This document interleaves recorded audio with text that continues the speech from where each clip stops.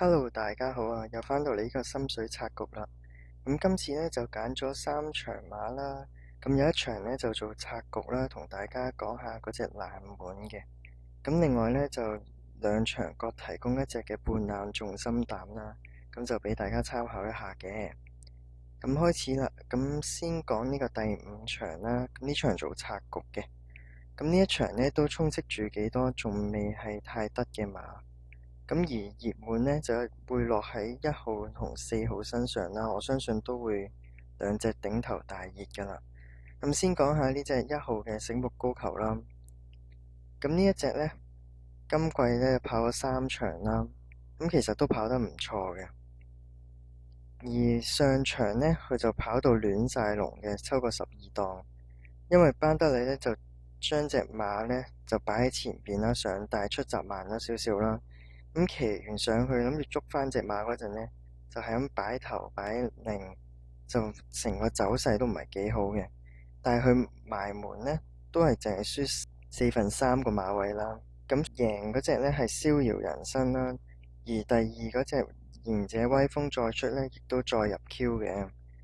咁其實賽事水準都唔錯。咁相信呢場呢，抽個2檔呢，冇乜馬會燒佢嘅，佢嘅速度應該最快，只要唔好慢閘呢，佢擺喺前面放呢，呢一隻熱門呢，就應該都穩陣嘅。咁另一隻呢，呢隻創寶區呢，上次初出啦，排過中檔啦，咁就追得幾好嘅都，但係今次呢，就抽咗個13檔啦，咁就唔係太穩陣嘅。雖然佢試閘呢就特登拖後啦，揈出去追呢就按住都追得幾好嘅，但係始終呢啲3歲馬呢，抽個13檔未必蝕得起啦。不過相信馬呢質素就喺度嘅，所以呢隻呢會去拖佢啦。但係呢隻就係用嚟攻擊佢啦，咁就睇下可唔可以扭到其他爛馬入嚟啦。咁而我嘅精選爛馬呢，就係呢一隻嘅豐功偉績11號。咁呢，佢新馬賽贏嗰陣呢，就係跟前跑嘅。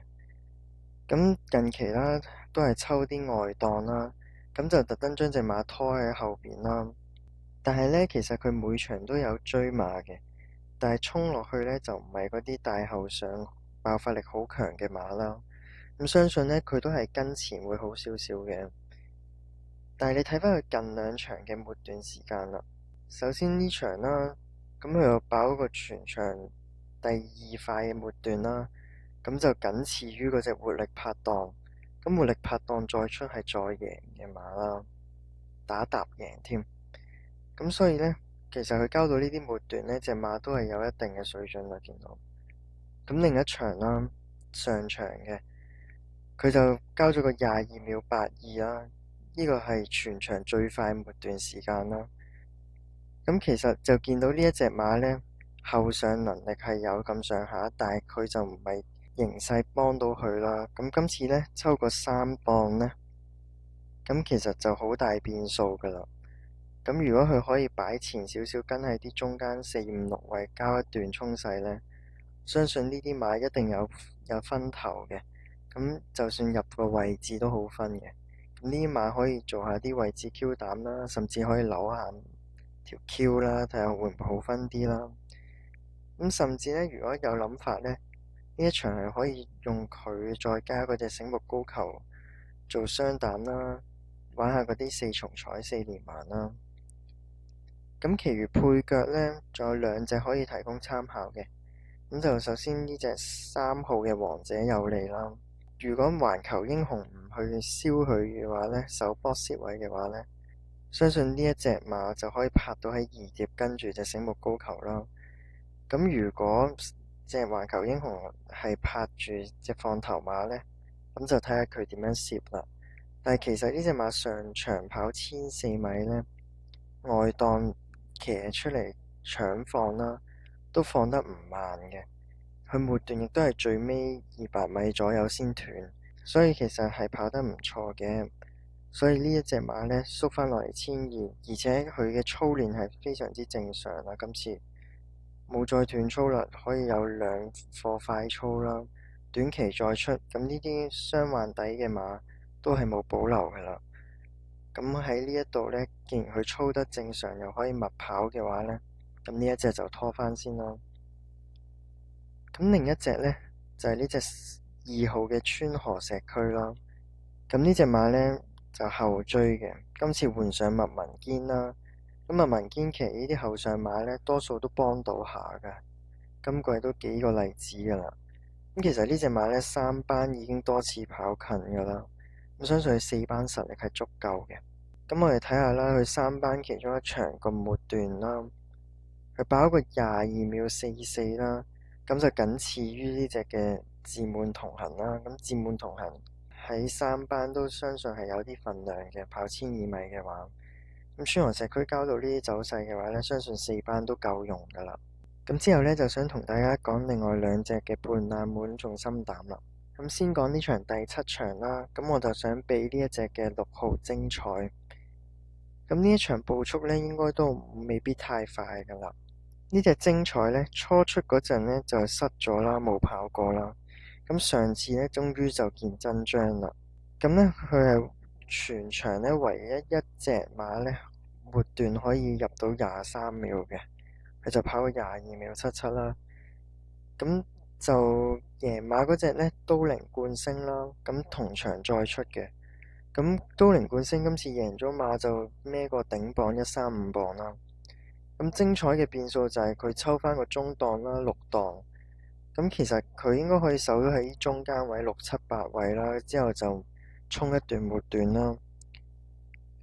咁如果佢最強對手呢已經係有啲變數嘅話呢，我相信喺呢度呢質素應該足夠去贏嘅，應該8至12倍中間咯。我諗佢應該係嗰啲3、4熱左右啦。呢場馬呢，我相信係都靈冠星會大熱嘅。咁其餘有啲飛嘅馬可能會係嗰啲亨奇啊、喬峰啊。咁相信佢呢，上次交咗個咁強嘅末段時間呢，相信都會吸少少飛。咁希望呢隻馬呢，臨場就唔好話太多飛打落去啦。咁相信呢，會有少少賠率分嘅。咁之後呢，就想講呢場嘅第10場啦。咁第10場呢，就都係亂局嚟嘅，咁就揀一隻最彈性跑法啦，又有季內 form 嘅馬啦。咁就揀咗呢隻3號嘅開心勇區。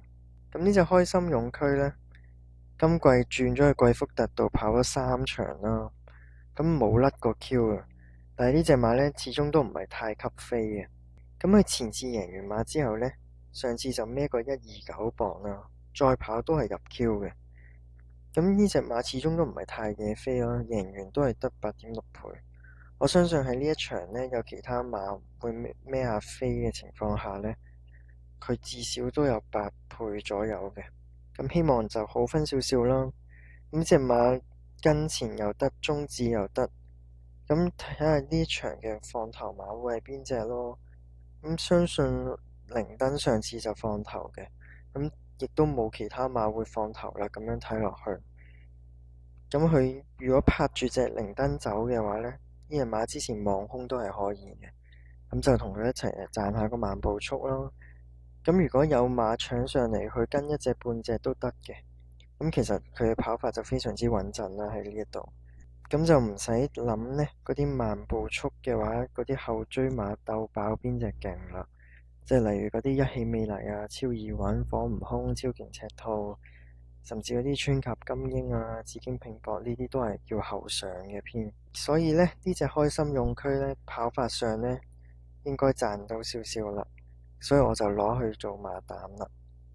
咁呢3場嘅分析呢，就係咁多先啦。咁祝大家贏多啲啦。咁鍾意我嘅分析嘅話呢，就記住 like、comment 同 subscribe 我啦。咁我哋下期節目再見啦，拜拜。